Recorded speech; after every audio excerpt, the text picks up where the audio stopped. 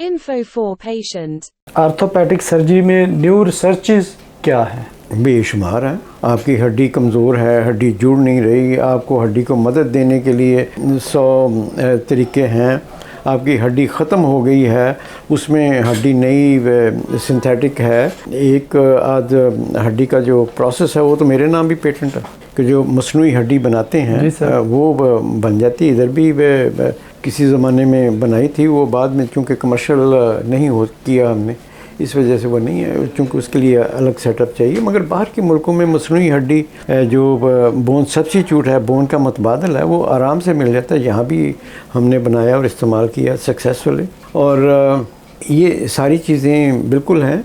फिर आप टीबी का नया इलाज, नई दवाइयाँ आ गई हैं। इस तरह इन्फेक्शन को कंट्रोल करने के लिए नई दवाइयाँ, नई इन्वेस्टिगेशन आ गई हैं जो किसी हद तक अवेलेबल भी हैं, बहुत हद तक, थोड़ी सी मे बी के एक्सपेंसिव हों।